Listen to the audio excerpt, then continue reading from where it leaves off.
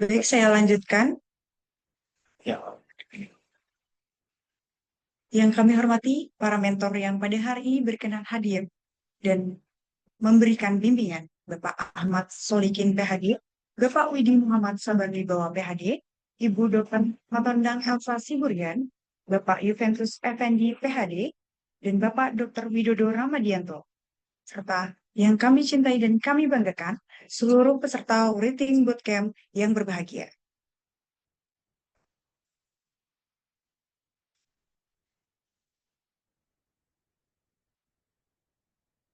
Hadirin yang berbahagia, selamat malam dan selamat datang kami ucapkan dalam acara Breathing Bootcamp pada Sabtu, 9 Agustus 2025 yang dilaksanakan secara daring via Zoom Meet.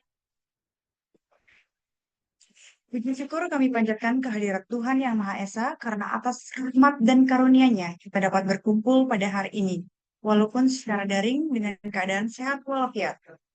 Perkenalkan saya August sebagai MC yang akan memandu jalannya acara pada malam hari ini.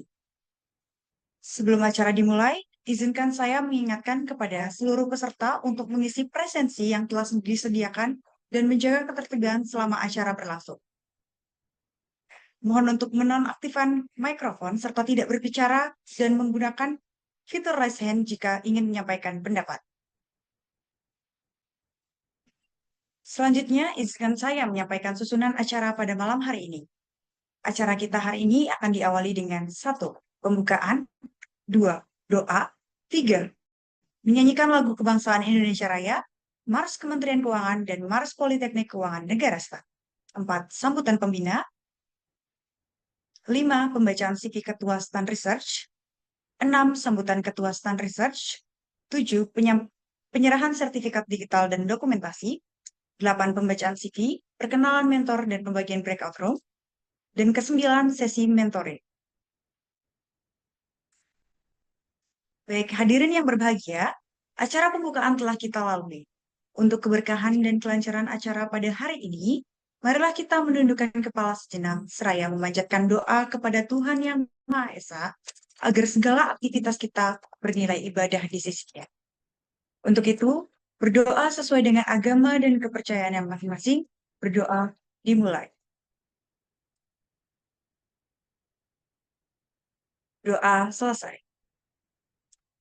Acara selanjutnya yakni menyanyikan lagu kebangsaan Indonesia Raya, Mars Kementerian Keuangan, dan Mars Politeknik Keuangan Negara Stan. Kepada operator, kami persilakan.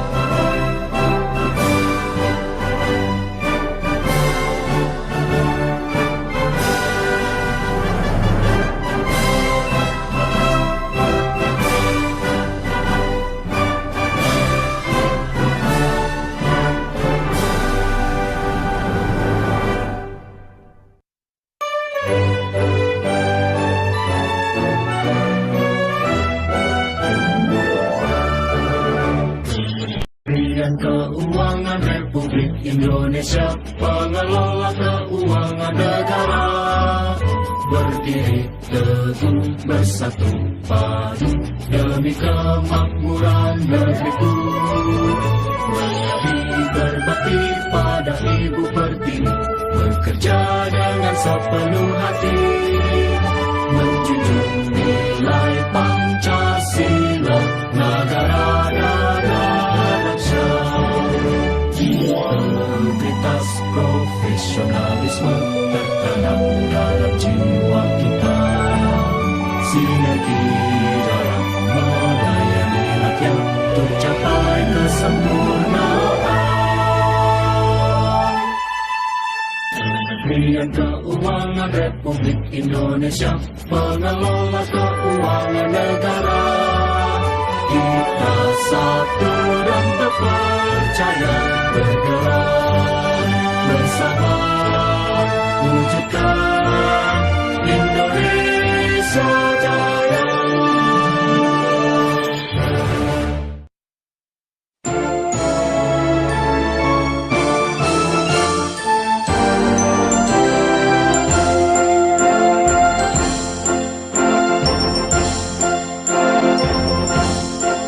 Politeknik Keuangan Negara Stasi, berbakti meraih cinta mulia demi kejayaan bumi persada kita, penuhi panggilan nusa, unggul terampil dan berbudi karya, berdiri hadapi tantangan dunia, bekal ilmu mengabdi untuk nusa dan bangsa, mengelola keuangan negara, terus maju menjunjung Pancasila, harapan bangsa di pundak kita, semangat untuk Indonesia tercinta. Politeknik Keuangan Negara Stasi, berbakti meraih cinta mulia demi kejayaan bumi persada kita, penuhi panggilan nusa, Indonesia tercinta.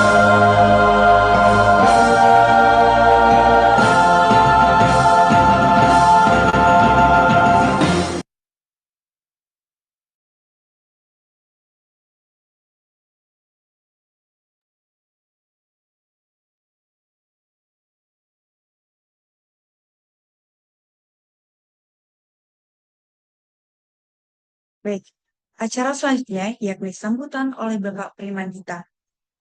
Maaf, Bapak Primandita Fitriandi selaku Pembina Puspa Politeknik Keuangan Negara STAN sekaligus membuka acara secara resmi. Ya, kepada Bapak Prima kami persilakan.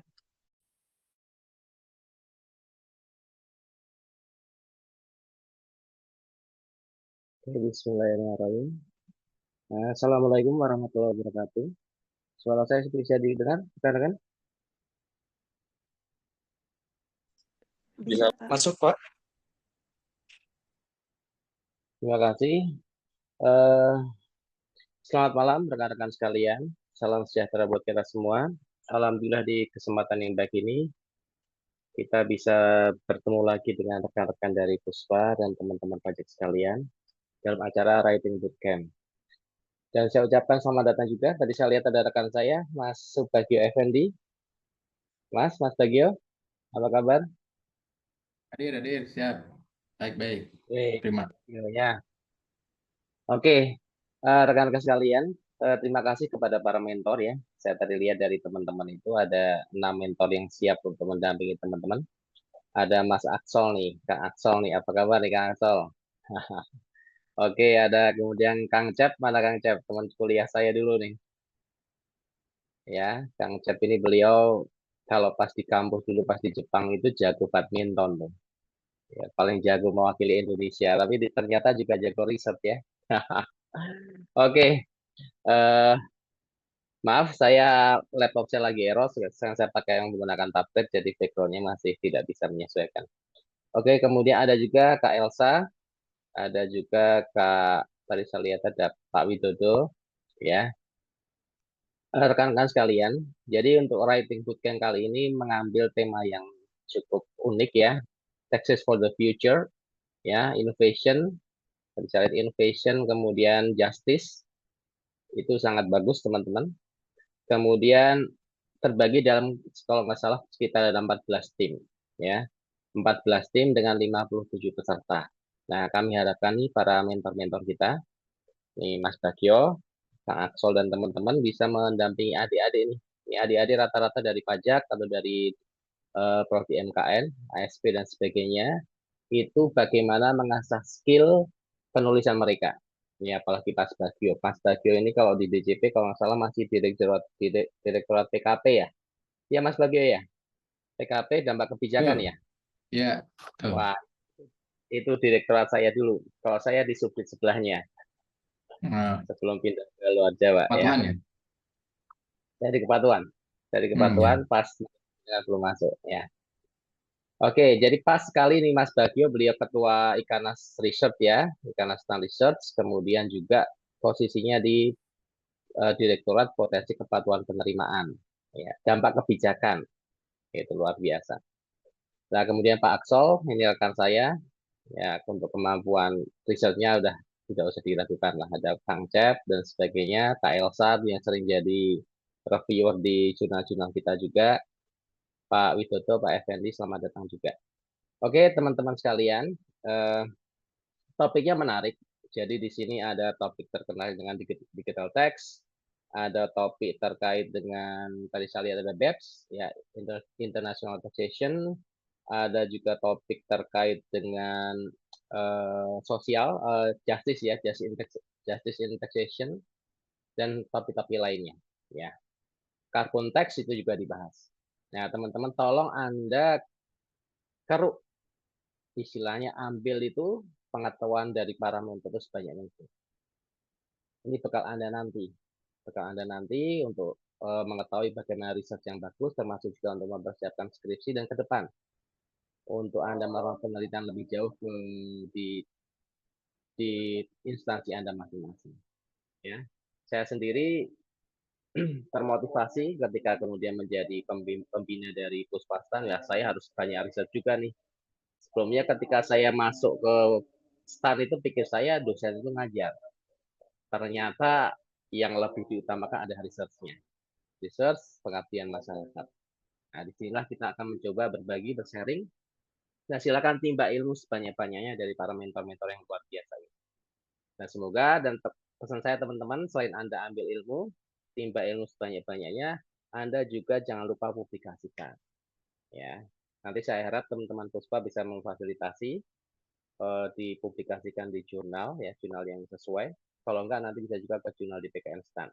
Nanti kalau ada butuh koordinasi silakan nanti ke saya aja. Saya akan coba hubungi kepada para pengelola jurnal di PKN Stan atau mungkin jurnal-jurnal taxation lain di jurnal teks lain di luar PKN Stan. Itu saja pesan saya dan semoga kali ini bermanfaat dan ini program yang sangat bagus dari Puspa ya. Semoga writing bootcamp ini bisa selalu kontinu ya. Dengan empat kali pertemuan, saya harap teman-teman bisa mengambil materi yang sebanyak-banyaknya. Dan kalau ini program ini bagus, please diteruskan, continue. Ini akan sangat baik buat Anda sekali. Oke, terima kasih. Saya kira cukup. Semoga bermanfaat semuanya dan selamat berjuang. Assalamualaikum warahmatullahi wabarakatuh. Baik, terima kasih Pak atas sambutannya. Hadirin sekalian, berakhirnya sambutan dari pembina Puspa tadi, maka secara resmi acara Writing Bootcamp hari ini resmi dibuka. Hadirin sekalian, kita beranjak pada acara selanjutnya, yaitu penyampaian sambutan dan pemaparan oleh Ketua Stan Research. Sebelum itu, izinkan saya membacakan CV dari beliau pada malam hari ini. Bapak Subagio Effendi, SST, MPF, PhD, APCTP, CSRS, CSRA, lahir di Malang 16 November 1981. Saat ini, beliau menjabat sebagai Kepala Analisis Dampak Kebijakan Perpajakan di Direktorat Jenderal Pajak, Kementerian Keuangan Republik Indonesia, sekaligus mengajar di Fakultas Ekonomi dan Bisnis Universitas Indonesia dan Politeknik Keuangan Negara STAN. Beliau meraih gelar doktor di bidang akuntansi dan perpajakan dari University of Technology Sydney melalui beasiswa internasional dengan fokus penelitian pada investasi asing langsung, penghindaran pajak korporasi, dan tata kelola perusahaan. Aktif menulis jurnal internasional dan media nasional. Beliau juga menjadi penulis buku pajak 4.0 serta BUMN 2020. Prestasinya antara lain Best Graduate Award dari Menteri Keuangan, Dean's Award dari GRIPS Jepang, serta penerima beasiswa Join Japan atau World Bank Graduate Scholarship Program. Dan masih banyak lagi karya dan prestasi cemerlang beliau sebagaimana yang tercantum di layar. Selanjutnya, marilah kita dengarkan sambutan dari Ketua STAN Research, Bapak Subagio Effendi, PhD. Kepada Bapak Subagio Effendi, kami persilakan.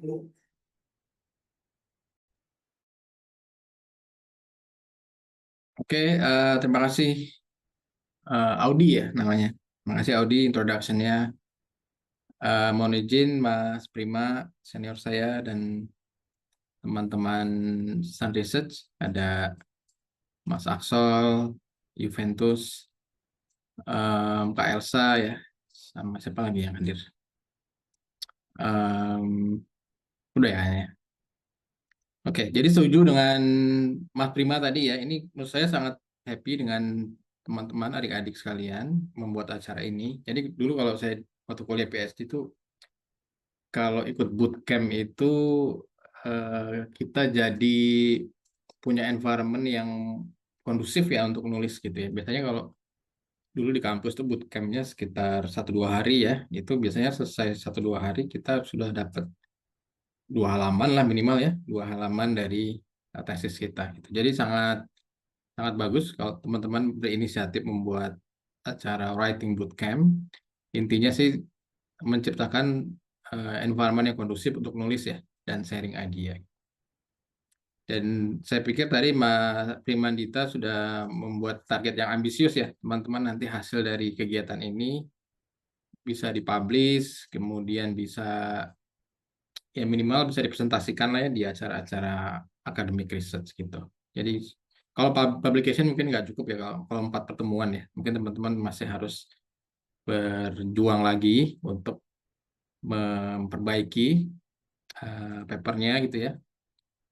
Tapi untuk langkah awal saya pikir lebih dari cukup ya kalau kita ada 4 kali pertemuan untuk diskusi dan teman-teman punya topik tertarik ke topik yang bagian apa, itu saya pikir cukup ya. Tapi setelah itu teman-teman tadi sesuai amanat dari Pak Prima harus berjuang ya, harus berjuang. Kalau mau sampai publish harus berjuang sampai dengan selesai gitu ya. Berarti nanti kan mungkin minimal ada 3 tahap review gitu kan, dari tahap 1, tahap 2, tahap 3. Ya teman-teman harus endurance-nya harus bagus sampai dengan reviewernya happy bahwa ini papernya sudah siap untuk dipublish. Oke, jadi saya minta waktu panitia untuk sharing sedikit ya mengenai menulis riset. Saya boleh ini nggak dikasih authority ini nggak untuk sharing share screen?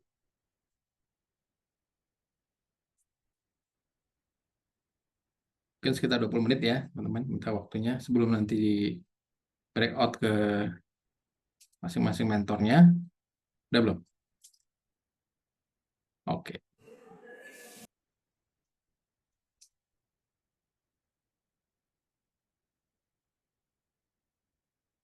Salah hanya.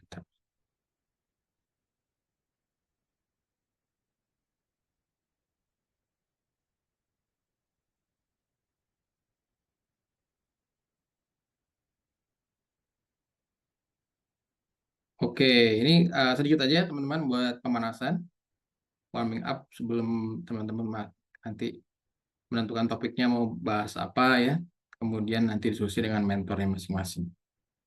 Oke, jadi ini beberapa tips dari saya mengenai writing and publishing riset di bidang perpajakan ya.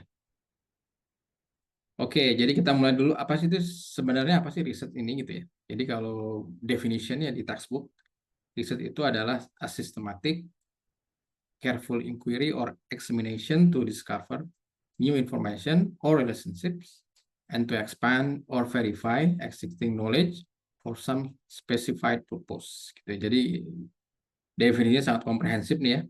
Jadi riset itu pertama harus sistematik. Sistematik.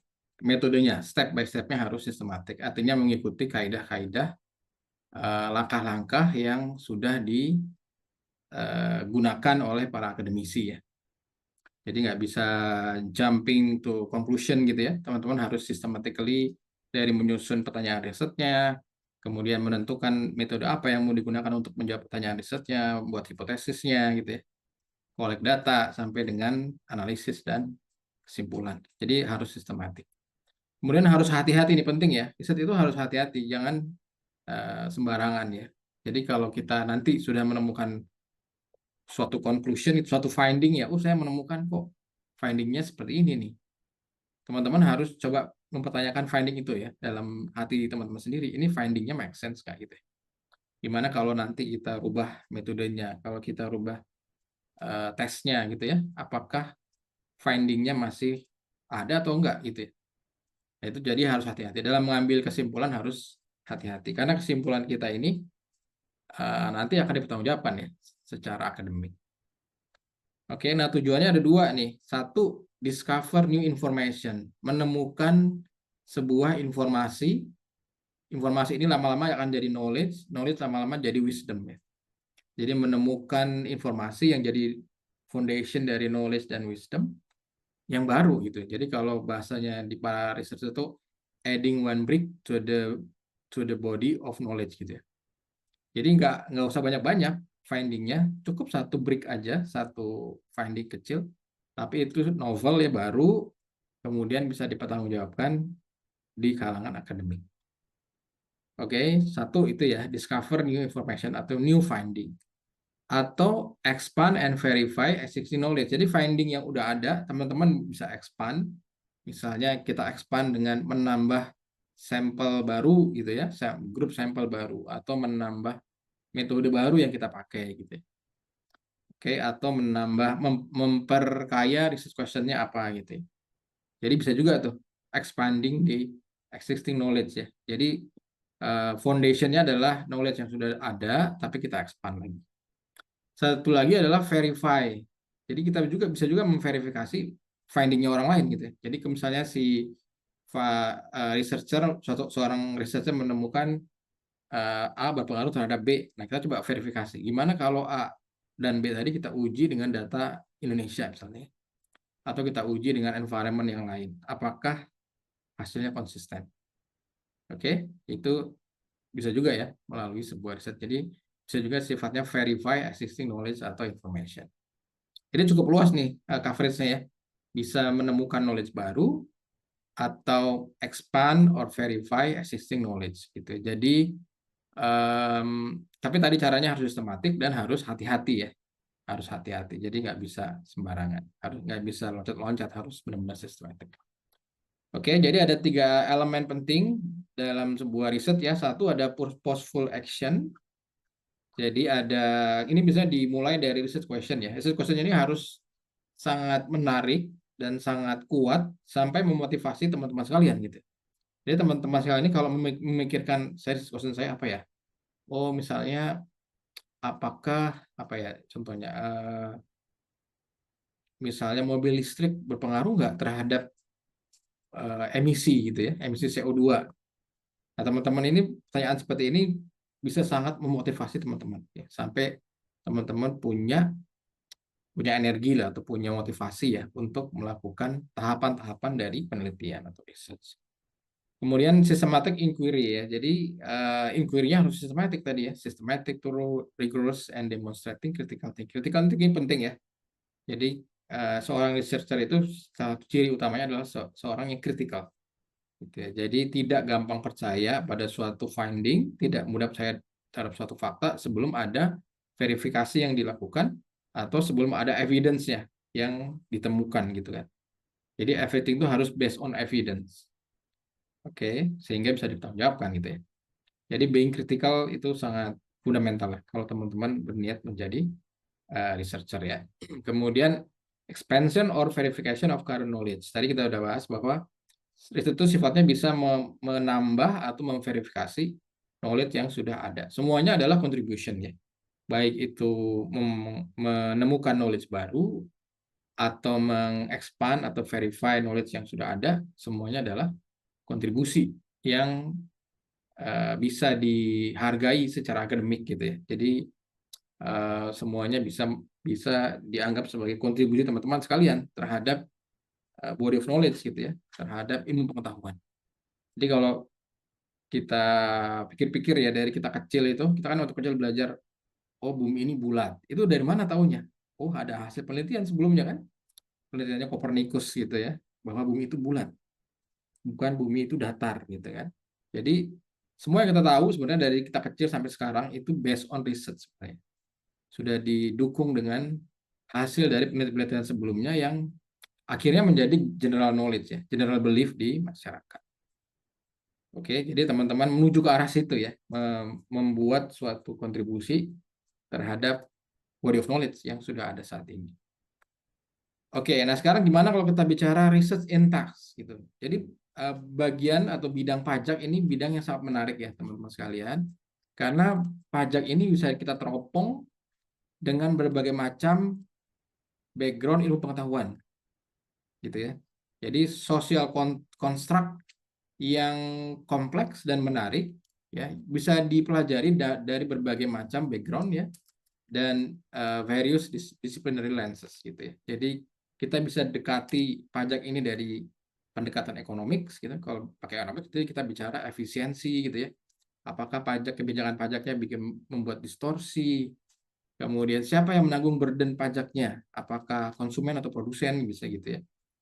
Kemudian berapa size-nya dari excess burden-nya gitu ya, dari sebuah pengenaan pajak. Jadi kita bisa dekati dengan ekonomi. Jadi kalau biasanya kalau paper-paper ekonomik yang bicara pajak itu biasanya heavy in modeling ya. Jadi bikin model matematik, kemudian dibuktikan ya. Atau juga ada juga yang coba empirical, menggunakan data-data yang sudah ada gitu, untuk menguji gitu ya. Jadi teman-teman bisa coba mendekati pajak menggunakan ilmu ekonomi, terutama public economic ya, public economic dan microeconomic. Kemudian bisa juga didekati dari sudut pandang law. Oke, jadi bicara hukum pajak gitu ya. Jadi kalau bicara hukum pajak, melihat pajak ini dari sisi kepastian hukumnya gitu ya. Kemudian apakah dia certain, jelas ya gitu ya. Kemudian simplicity ininya, peraturan yang ada atau kebijakannya, itu juga cukup menarik ya kalau kita mau pakai lensa hukum untuk mendekati masalah pajak. Bisa juga dari sisi accounting atau finance gitu ya. Ini mungkin mirip-mirip lah. Kita bisa pakai ilmu accounting atau ilmu finance untuk bicara mengenai atau melihat fenomena pajak. Jadi kalau pakai sisi accounting, bicaranya mungkin masalah effective tax rate ya, kemudian tax avoidance, apa sih yang mendrive tax avoidance, kemudian bicara mengenai misalnya ada apa, biaya pajaknya gitu ya, deferred tax atau explicit tax gitu. Itu kalau kita mau mendekati pajak ini dari perspektif accounting gitu ya.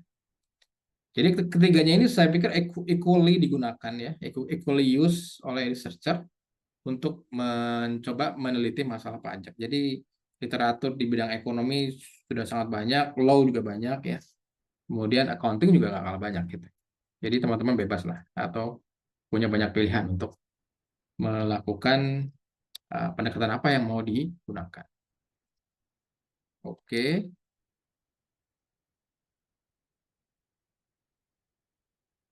Waduh, saya kemacet nih. Bentar ya. Saya kok hang. Saya stop dulu bentar ya.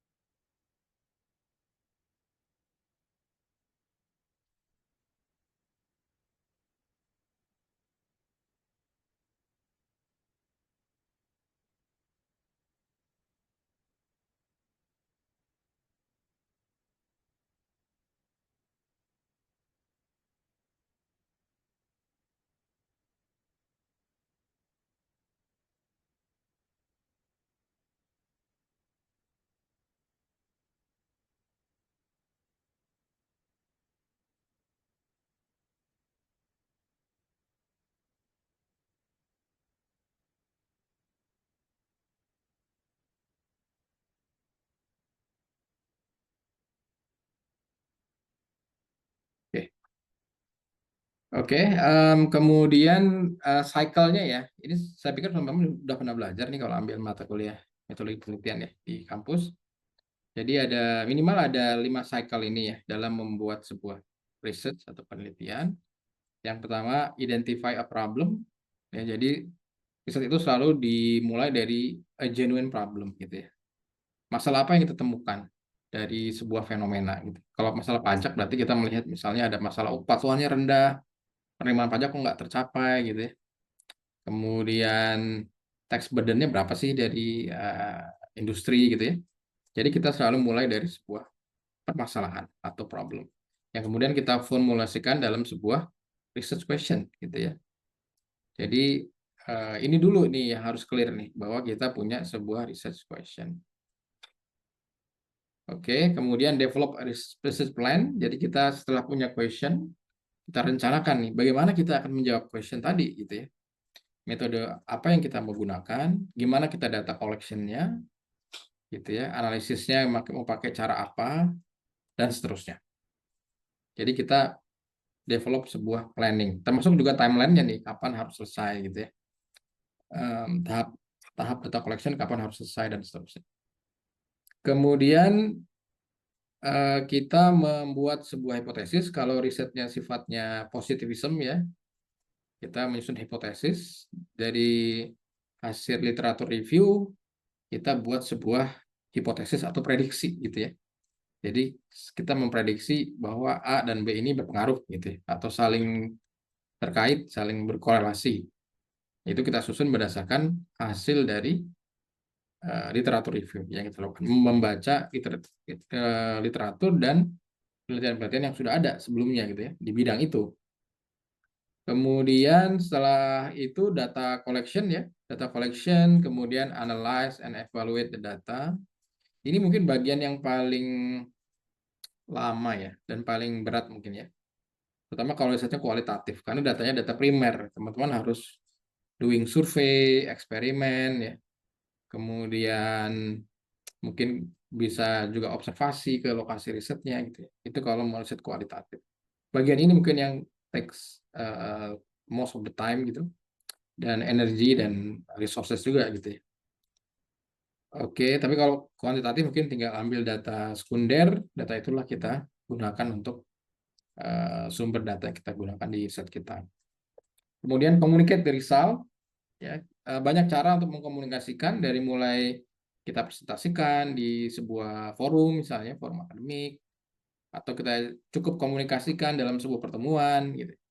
Kemudian bisa juga sampai dipublish ya, sampai kita publikasikan di jurnal akademik gitu ya. Itu adalah cara kita mengkomunikasikan hasil. Jadi riset yang baik itu kan yang findingnya itu mempunyai impact ya, mempunyai impact terhadap policy kebijakan atau terhadap bisnis ya, bisnis praktek bisnis, atau juga terhadap bagaimana masyarakat melihat sesuatu atau memahami sesuatu. Oke, nah itu riset yang baik itu punya dampak seperti itu ya. Bukan hanya berakhir di tumpukan buku gitu ya, atau berakhir di perpustakaan, tapi dia menjadi perbincangan, menjadi diskusi di forum-forum akademik ya, forum-forum pembuat kebijakan, dan forum-forum yang sehari-hari gitu ya, menjadi perbincangan yang akhirnya membuat pemikiran masyarakat menjadi berubah gitu ya, lebih inform dengan penelitian yang sudah dibuat. Oke, kemudian setelah itu pasti akan muncul new ideas gitu ya. Normally begitu. Jadi kalau kita mengerjakan satu riset setelah selesai, bahkan mungkin sebelum selesai, kita sudah dapat riset berikutnya tentang apa gitu ya. Bisa jadi lanjutannya atau riset yang baru yang kita temukan ketika kita melakukan riset yang sebelumnya itu gitu. Jadi teman-teman nggak usah khawatir kehabisan ide. Idenya akan datang terus gitu ya. Malah yang agak susah itu adalah waktu kita untuk mengerjakan dan resources yang kita punya gitu ya. Kadang-kadang nggak bisa keep up dengan ide yang kita punya gitu. Jadi kalau ada waktu ide nanti ditulis aja dulu gitu ya. Ditulis aja dulu di catatan di buku catatan teman-teman. Nanti someday kalau teman-teman sudah ada waktu, sudah punya resources yang cukup, teman-teman bisa lihat lagi ide itu dan mungkin bisa mulai dikerjakan gitu ya. Jadi idenya akan datang terus gitu ya. Dan datangnya dengan cara yang mungkin di luar pikiran kita gitu ya. Tahu-tahu ada ide begitu aja ya dari hasil. Karena kita kalau udah melakukan riset kita tuh in touch dengan knowledge gitu ya. Jadi kita tuh menjadi dekat dengan knowledge bidang yang sedang kita pelajari sehingga banyak ide yang akan muncul. Oke, ini topik-topiknya ya teman-teman sekalian. Dari area penelitiannya juga ada tiga ini ya, tiga area yang saling berinteraksi. Teman-teman bisa masuk ke area tax policy ya, kebijakan pajak di area policy ya. Bisa juga masuk ke tax administration ya, bagaimana administrasi pajakan, atau juga masuk ke tax law ya. Oke, atau somewhere in between ini di irisan antara tax policy dengan administration ya, atau tax law dengan tax administration. Oke, jadi semuanya bisa teman-teman explore lah mana yang paling menarik ya. Jadi bisa misalnya ambil masalah tax rate ya. Tax rate ini bisa masalah ETR, efek tax rate-nya, atau bisa masalah statutory rate-nya gitu ya. Ini juga bisa dipelajari. Bisa masuk ke compliance ya, patuhan pajaknya, voluntary compliance atau enforced compliance, atau masuk ke tax avoidance ya, and evasion. Ini mungkin yang paling, kalau di accounting ini paling laris ya, bicara mengenai tax avoidance and evasion. Kemudian tax gap mungkin bisa lebih agak makro ya, kita bicara tax gap, policy gap atau compliance gap ya, atau impact evaluation. Ini yang saya kerjakan sehari-hari di kantor ya, mengevaluasi dampak dari sebuah kebijakan atau sebuah proses bisnis ya, impact evaluation ini juga sangat menarik ya. Kemudian tax dispute, sengketa pajak ya, banyak juga yang mempelajari putusan-putusan pengadilan gimana hakim memutuskan sesuatu gitu ya atas satu sengketa. Kemudian law enforcement, tax audit juga bisa ya. Tax incentive itu dekat dengan impact evaluation ya. Bagaimana efektivitas insentif yang saat ini ada. Teman-teman kalau baca tax expenditure report itu ada 130 item insentif di situ ya. Yang setiap item itu sangat menarik untuk dilakukan analisis dampaknya gitu ya. Itu kerjaan saya sih di kantor ya. Jadi setiap item di situ kita lihat efektif nggak ini insentifnya gitu ya. Dampaknya apa? Oke. Jadi bisa juga mulai dari situ ya. Kemudian atau kalau mau lebih makro bisa masuk ke economic growth ya. Kaitannya dengan pajak ya. Atau institutional factors, bicara mengenai administration nih. Mengenai tax authority misalnya, apa aja sih faktor-faktor yang penting untuk tax authority. Atau socio-economic factors kalau suka masalah, misalnya masalah keadilan, kayak salah satu topiknya masalah keadilan ya, social justice. Kemudian tax moral mungkin ya di situ ya.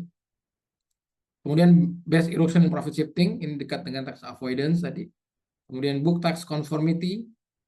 Jadi di bagian bidang accounting banyak yang meneliti tentang book tax gap gitu ya. Apakah dekat antara pembukuan komersil dan pembukuan fiskal gitu ya. Ada bedanya nggak? Ini ada gapnya nggak gitu ya.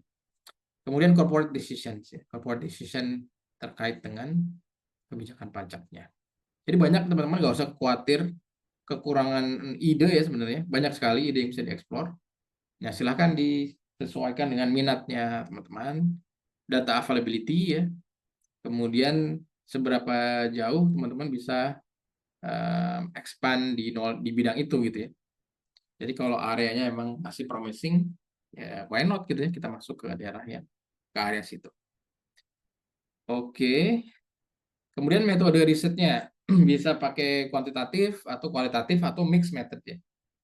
Silakan aja nanti dipilih ya. Kalau kuantitatif berarti rely on statistical analysis gitu ya, atau mathematical analysis. Ya teman-teman mau nggak mau harus belajar bagaimana menggunakan software statistik ya, bisa pakai Stata atau R ya, atau Python atau eViews. Mungkin kalau di STAN banyak kan pakai SPSS mungkin ya. Oke, jadi karena kita rely on statistical analysis ya, mau nggak mau kita harus belajar mengoperasikan software statistik. Oke, kemudian ya formatnya cukup standar ya, dari mulai research question-nya apa, kemudian literatur review dilakukan, membuat sebuah hipotesis atau prediksi, kemudian dianalisis ya, nanti ada kesimpulan atau hasil. Oke, kemudian kalau mau kualitatif ini mungkin agak heavy di awal bagian collect data ya. Jadi teman-teman harus memutuskan misalnya mau membuat survei atau eksperimen atau observasi ya. Kalau etnografi kayaknya nggak cukup waktunya ya. Atau ya minimal itu ya, minimal survei, eksperimen atau observasi untuk mengkolek data primer yang akan digunakan. Ini pun teman-teman harus mulai belajar juga software yang bisa membuat coding-coding gitu ya, bisa pakai NVivo atau yang lain untuk menganalisis hasil dari data yang dikumpulkan. Oke. Ini mix method ya, jadi gabungan antara dua tadi, pakai kuantitatif juga pakai kualitatif. Ini bagus ya karena saling melengkapi hasilnya dan kesimpulannya bisa lebih strong gitu ya. Jadi ada porsinya yang bisa digeneralisir hasilnya, ada juga yang in-depth ke case tertentu ya kalau kita pakai mix method.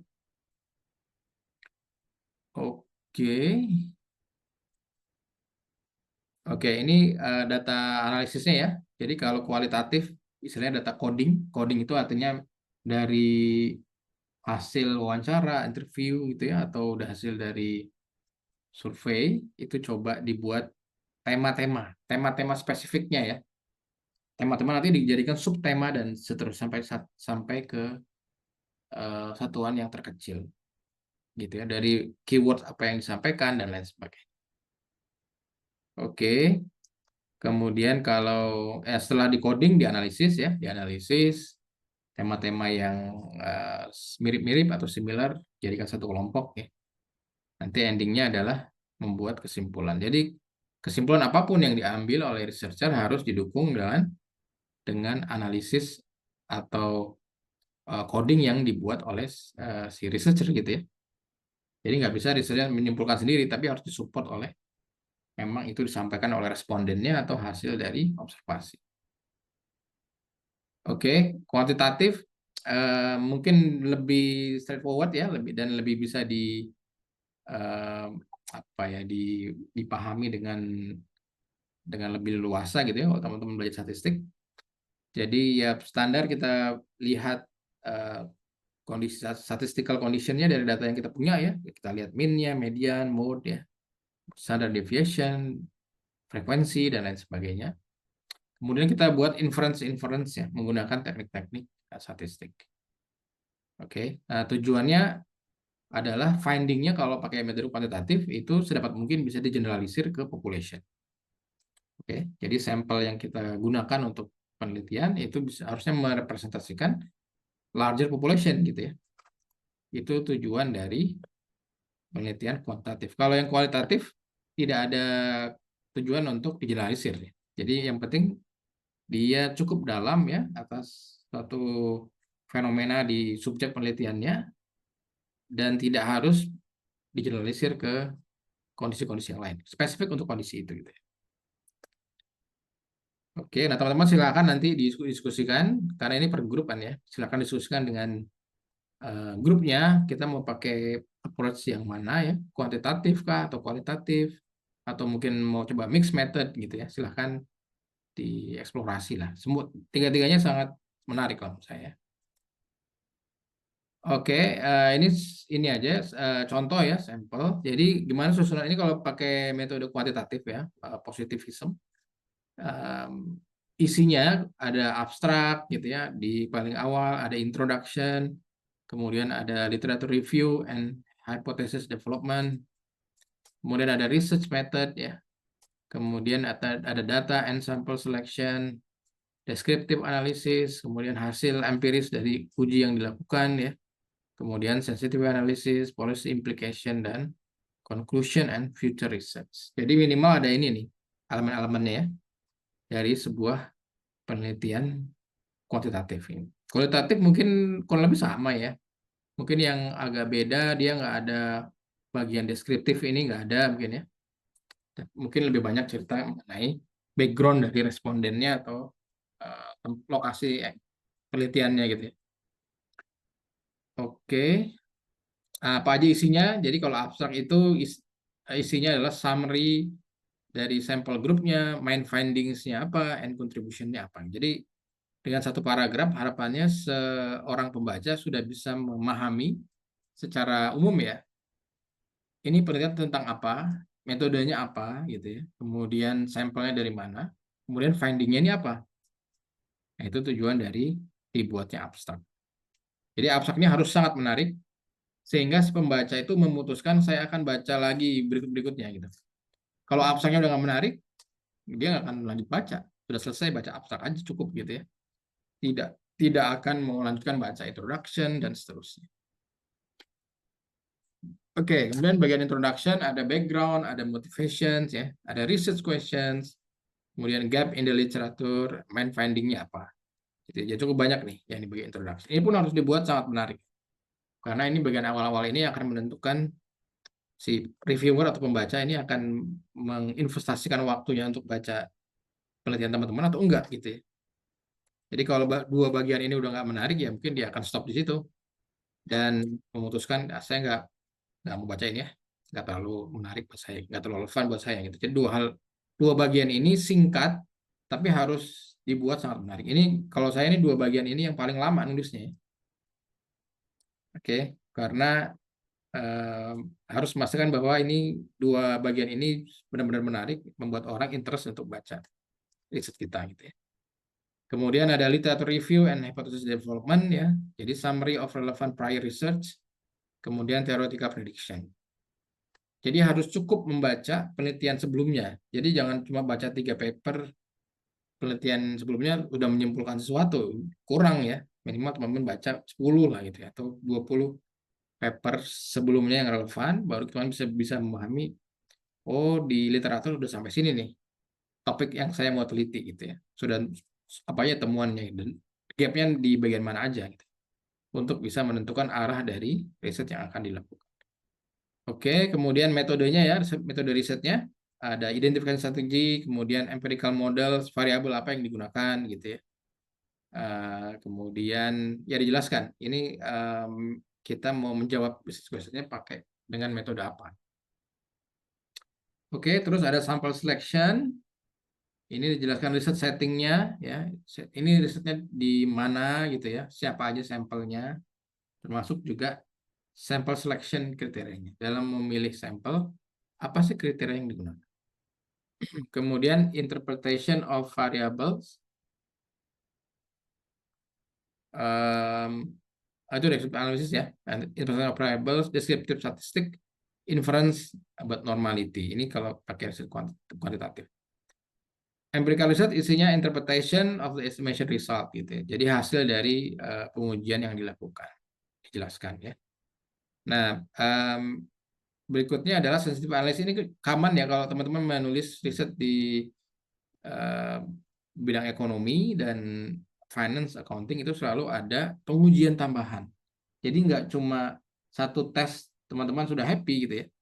Tadi balik ke sikap kritikal gitu ya. Jadi kita nggak langsung percaya, nggak langsung happy dengan sebuah finding yang didapat dengan satu tes gitu ya. Kita harus coba verifikasi ya, verifikasi, kemudian perdalam finding itu. Gimana kalau kita coba rubah nih gitu ya, metodenya pakai cara lain, atau kita rubah pakai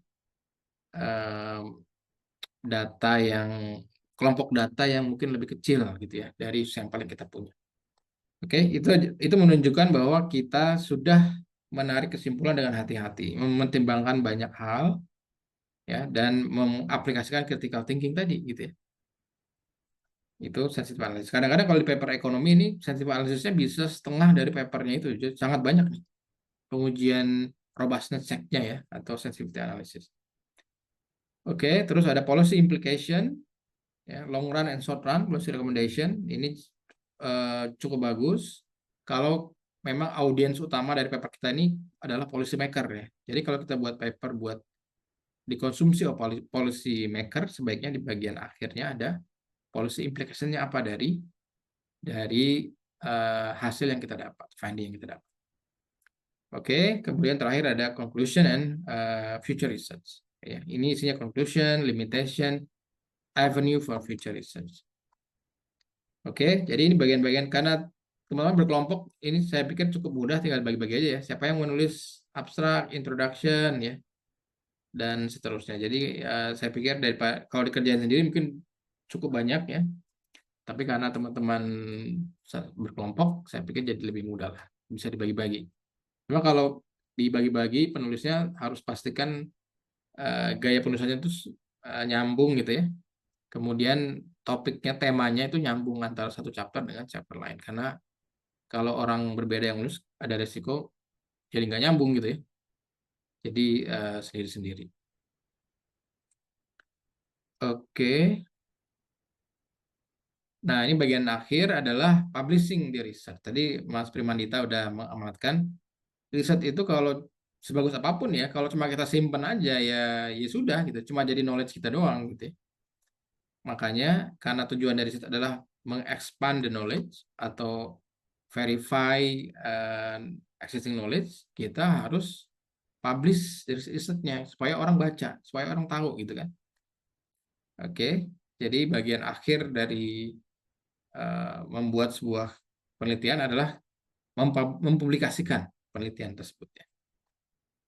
Oke, tahapannya bagaimana gitu ya?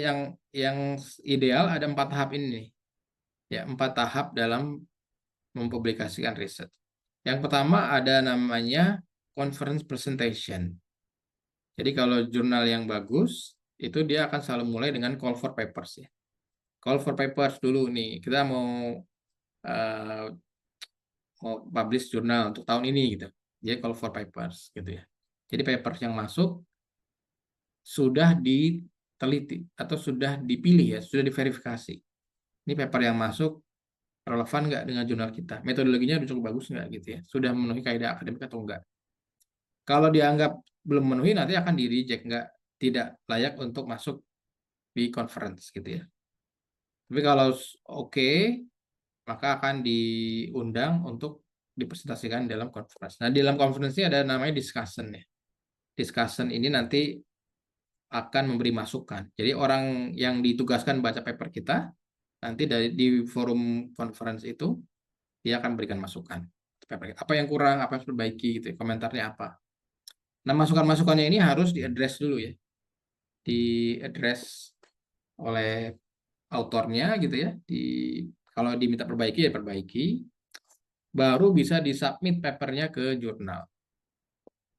Oke, itu tahap round 1 ya, round 1 di conference presentation. Nah, tahap 2 adalah setelah papernya disubmit ke jurnal, masuk ke desk review sama by editor ya. Editornya akan melakukan desk review. Dia editornya akan baca papernya ini close to publication nggak gitu ya. Kalau dia close to publication berarti oke, bisa dilanjutkan ya. Kalau masih jauh banyak perbaiki, dia akan reject di tahap desk review gitu ya. Tidak akan dialokasikan ke reviewer gitu kan. Ya, itu yang tugasnya editor ya di round 2. Nah, kalau di round 2-nya oke, editornya cukup happy gitu ya dengan paper yang ada yang dikirim. Walaupun masih ada kekurangan tapi minor ya, bisa diperbaiki dengan waktu yang nggak terlalu lama gitu ya. Dia akan assign papernya ke reviewer. Oke, reviewer ini biasanya minimal 2 orang ya. 2 orang melakukan review secara blind. Artinya kita nggak tahu siapa yang mereview, reviewer pun nggak tahu ini siapa yang nulis gitu ya. Jadi double blind, sama-sama nggak tahu. Supaya menjaga independensi dan objectivity ya. Supaya tetap objektif dan independen proses reviewnya. Oke, hasil dari itu jadi round 3 ya. Round 3 adalah double blind review. Kemudian nanti apa hasil reviewnya kita perbaiki ya, apa yang diminta oleh para reviewer. Kemudian kita submit lagi. Masuk ke tahap 4 gitu ya. Tahap 4 ini yang bagus sih harusnya sudah cukup memuaskan bagi editor ya. Jadi editornya nggak perlu lagi di-assign balik ke reviewer.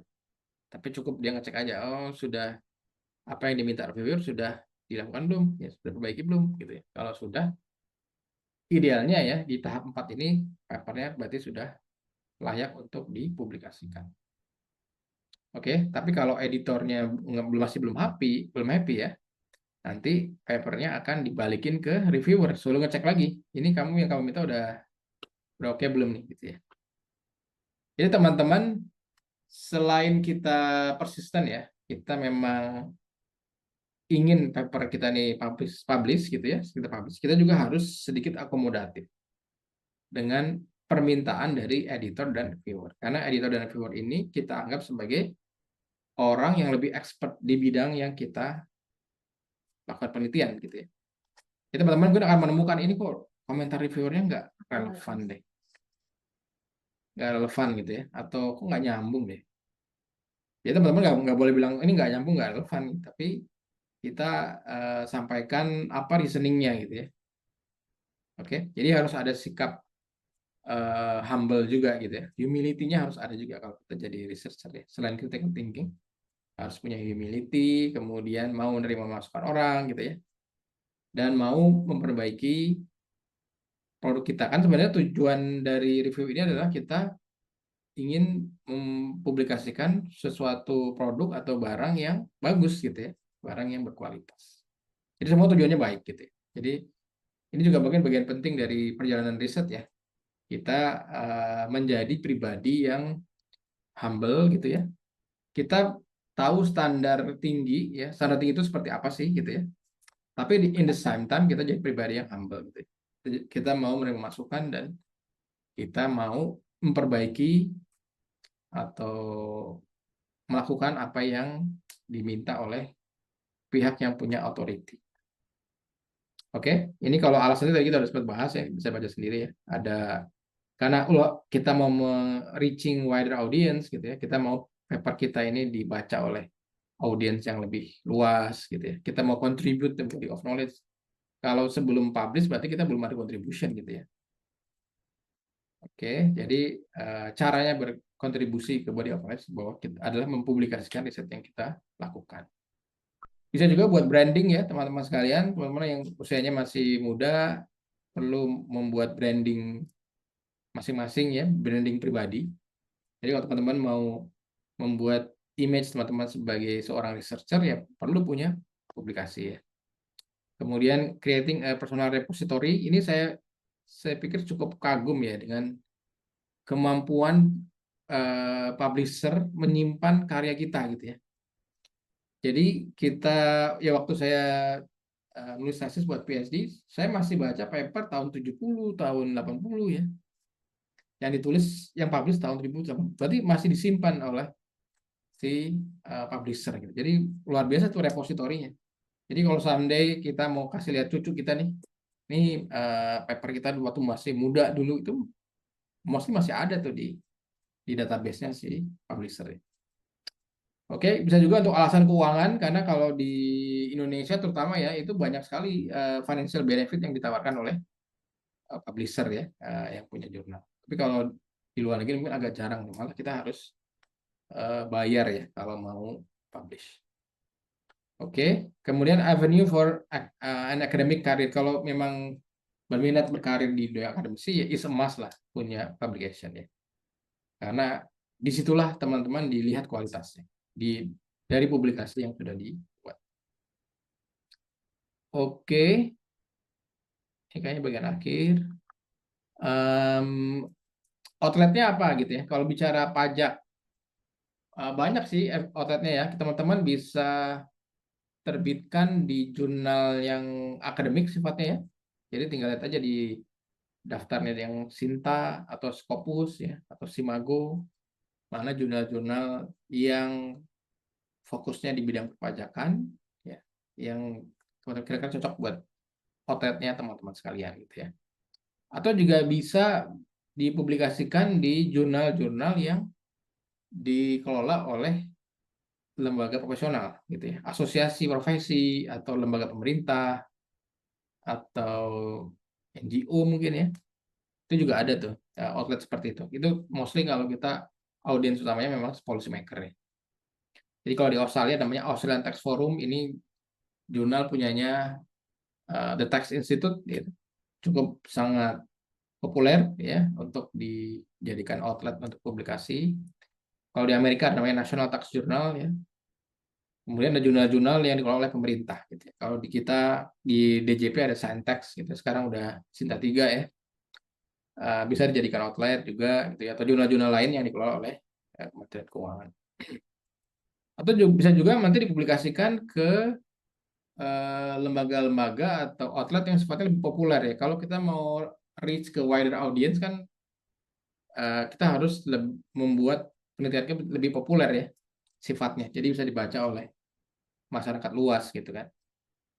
Bisa dipublikasikan di ITR misalnya, Indonesian Tax Review ya, atau International Tax Review atau Tax Notes ya, dan lain sebagainya. Jadi banyak outletnya, teman-teman tinggal memilih outlet yang tepat ya,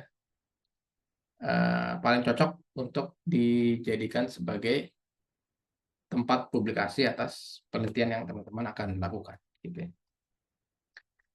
Oke, ini sepertinya slide terakhir, yang ini nggak usah. Jadi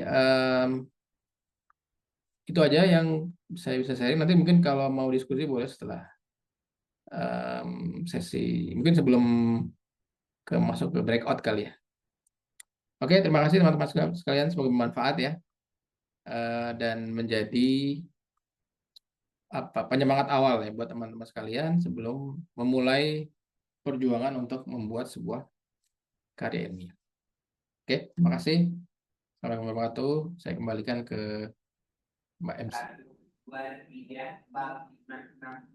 Terima kasih kepada Bapak Subagio Effendi atas sambutan dan paparan yang disampaikan. Acara selanjutnya adalah penyerahan plakat digital serta dokumentasi bersama Bapak Subagio Effendi selaku Ketua Stand Research. Baik, langsung saja plakat digital dapat ditampilkan.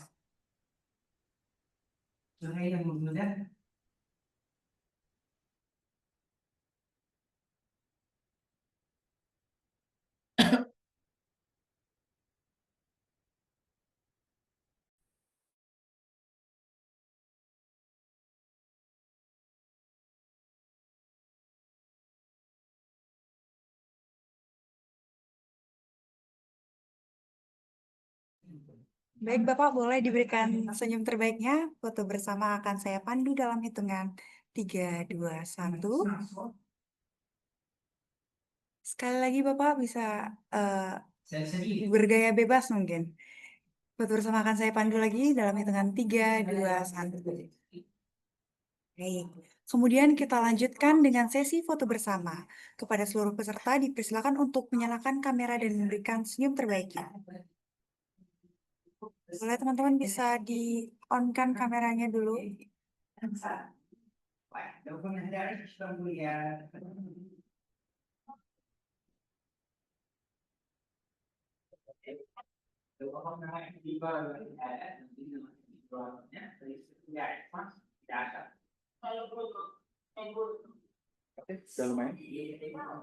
Oke, baik.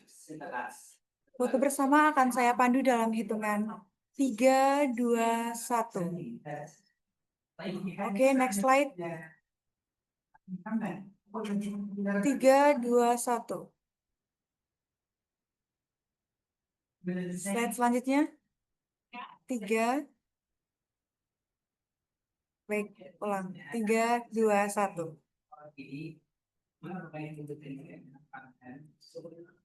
Slide terakhir ya ini, Kak.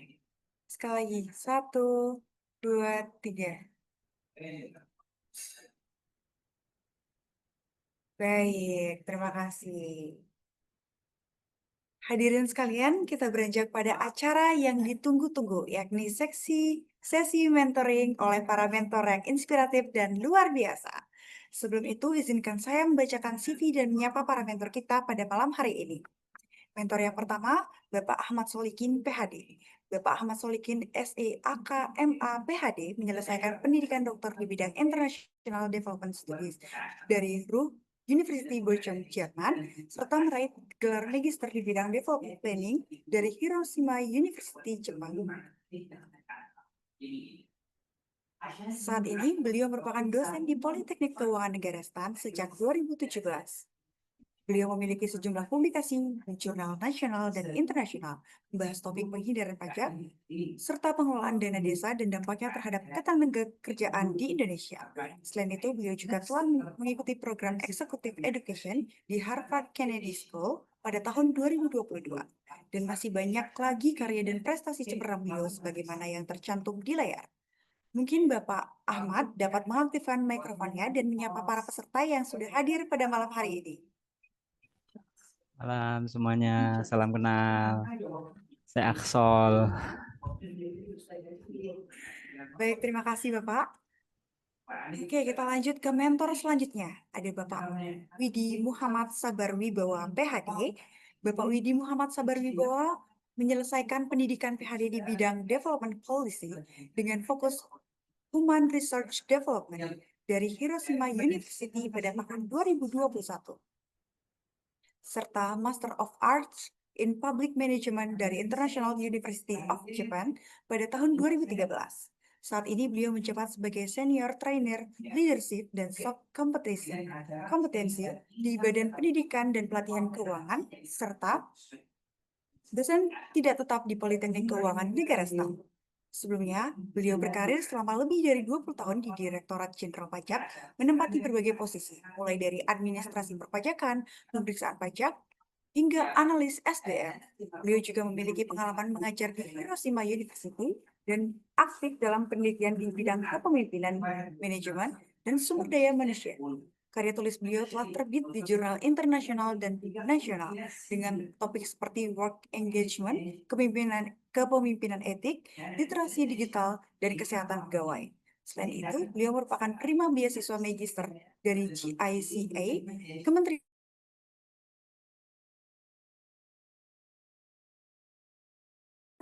dan relawan di berbagai kegiatan sosial dan pendidikan.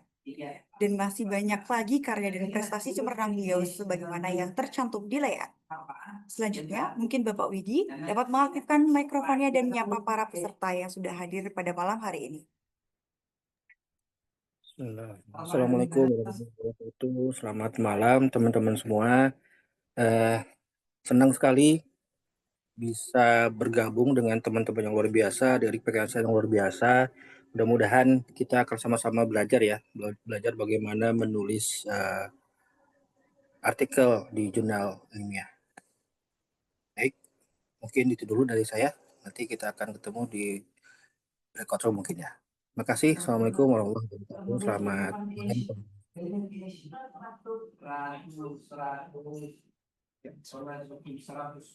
Baik, terima kasih Bapak. Mentor selanjutnya yaitu Ibu Dr. Matondang Elsa Siburian. Ibu Dr. Matondang Elsa Siburian, SSDAKCAMIC MA, menyelesaikan pendidikan doktor di bidang ekonomi dari Waseda University, Jepang. Serta setelah sebelumnya meraih gelar magister di bidang ekonomi publik dari GRIPS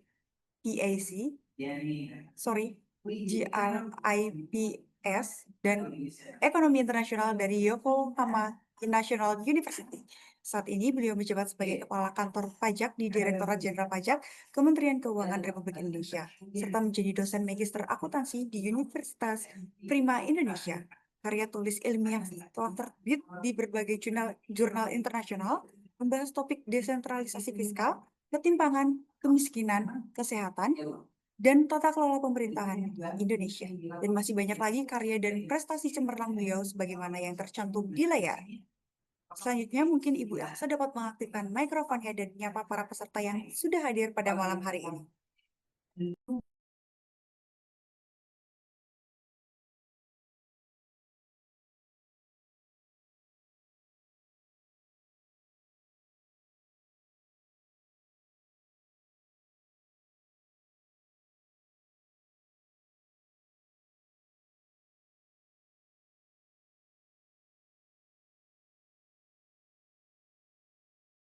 Izin Ibu Elsa, apakah ada di ruang Zoom?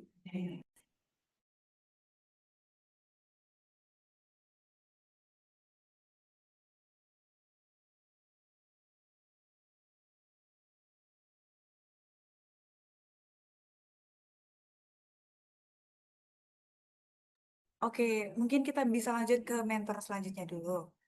Baik, mentor selanjutnya yaitu Bapak Juventus Effendi PhD.